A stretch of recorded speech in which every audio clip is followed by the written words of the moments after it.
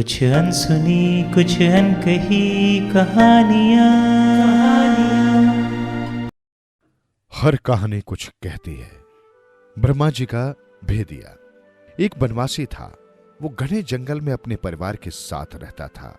बनवासी रोज शिकार खेलने जाया करता था और जो भी शिकार मिलता उसी से अपने परिवार का भरण पोषण किया करता था।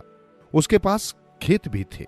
वो अपने खेत में धान और ज्वार आदि बोया करता था, लेकिन सिर्फ खेती से उसके परिवार का गुजारा नहीं होता था। इसी कारण उसे और उसके परिवार को शिकार पर भी निर्भर रहना पड़ता था। बनवासी का दोस्त एक कौआ था। असल में उसने कौए को बचपन से ही पाल रखा था। कौआ रोज उड़कर ब्रह्मा जी के ब्रह्मलोक में पहुंच जाता था। वो सीधे ब्रह्मा जी के दरबार के पास पहुंच जाता। दरबार के द्वार पर एक पेड़ था। वो उसी पर बैठकर दरबार की सारी कार्यवाही देखा सुना करता था। शाम को जब वो लौटकर आता तो वहां की सभी छोटी बड़ी बातें वनवासी को सुनाया करता था। वनवासी भी उसकी बातों को बड़े चाव से सुना करता। एक दिन जब कौआ ब्रह्मा जी के दरबार के पास वाले पेड़ पर बैठा हुआ था, तब ब्रह्मा जी बोल रहे थे, इस बार अकाल पड़ेगा।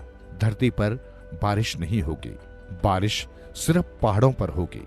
ब्रह्मा जी जो कह रहे थे उसे उनका मुंशी लिखता जा रहा था। सारी बातें सुनकर कौआ बनवासी के पास आ गया। कौए ने ब्रह्मा जी की कही सारी बातें बनवासी को बताई। अकाल की बात सुनकर बनवासी चिंतित हो उठा। उसको परेशान देखकर कौए ने उसे अकाल से बचने का एक रास्ता बताया। बारिश तो जमीनी इलाके में नहीं होगी, परंतु पहाड़ों पर होगी। तुम ऐसा करो कि इस बार अपनी सारी फसल पहाड़ी भूमि पर ही उगाओ। बनवासी ने कौए की सलाह मानकर पहाड़ी भूमि पर ही खेती की तैयारी शुरू कर दी। कुछ समय के बाद खेत तैयार हो गए। उसने खेत में खाद डालकर धान बो दिया। जमीनी इलाके में तो बारिश एक बूंद भी नहीं हुई, परंतु पहाड़ों पर खूब अच्छी बारिश हुई। अकाल का उस बनवासी पर कोई प्रभाव नहीं हुआ। ब्रह्मा जी को इस बात का पता चल गया कि अकाल के बावजूद बनवासी के खेतों में अच्छी फसल हुई। अगले साल ब्रह्मा जी ने मुंशी से कहा, इस बार धरती पर बड़ा भयंकर अकाल पड़ेगा। लोगों की खड़ी फसल बर्बाद हो जाएगी, क्योंकि उन फसलों में कई तरह के कीड़े लग जाएंगे जो सारी फसल खा जाएंगे और बर्बाद भी कर देंगे। कौआ सारी बातें सुन रहा था। कुछ देर के बाद जब ब्रह्मा जी का दरबार समाप्त हुआ तो कौआ उड़कर अपने दोस्त के पास पहुंच गया। उसे ब्रह्मा जी की सारी बातें उसने बता दी। बनवासी कौए की बात सुन चिंता में डूब गया। उसे चिंता में देखकर कौए ने कहा, खेतों को तबाह करने वाले कीड़े 1,00,000 से 1,50,000 होंगे। तुम ऐसा करो कि 2,00,000 मैना पंछी बुला लो। जब तुम्हारे खेतों में कीड़े लगेंगे तो वे उन्हें खाकर तुम्हारी फसल बचा लेंगे।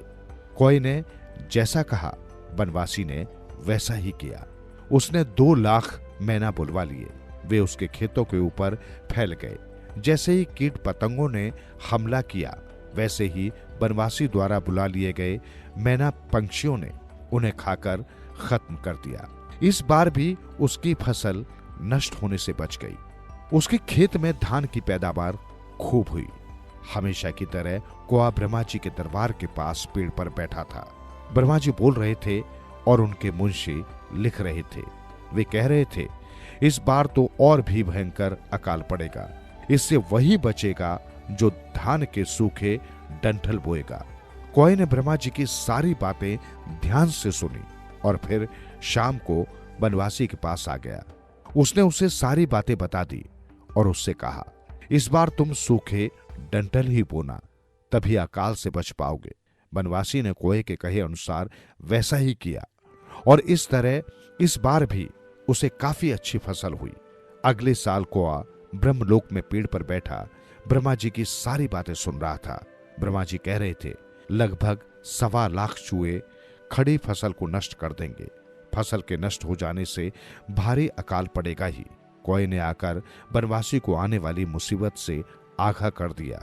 उसने कहा, अब चूहे से बचने का एक ही रास्ता है कि तुम 2,50,000 बिल्लियां बुला लो। बनवासी किसान ने कौए के कहने पर 2,50,000 बिल्लियां बुला ली। बिल्लियां बनवासी के खेतों में फैल गई। जैसे ही चूहे फसल नष्ट करने आए। बिल्लियों ने झटपट उन्हें खा लिया। बिल्लियां ज्यादा थी, चूहे कम थे। उन्हें आधे आधे चूहे खाकर ही संतोष करना पड़ा। उधर वनवासी की फसल ज्यों की त्यों बची रह गई। इस बार भी वनवासी के ऊपर अकाल का कोई असर नहीं होता देख ब्रह्मा जी सोच में पड़ गए। आखिर बात क्या है जो ये वनवासी हर बार मेरी लाई हुई विपत्ति की घोषणा को बेअसर कर देता है। उन्हें ये पता नहीं था कि ये सब भेदिए कोए की करामात थी। सुनते रहो दिल से यूं ही कहानियाँ।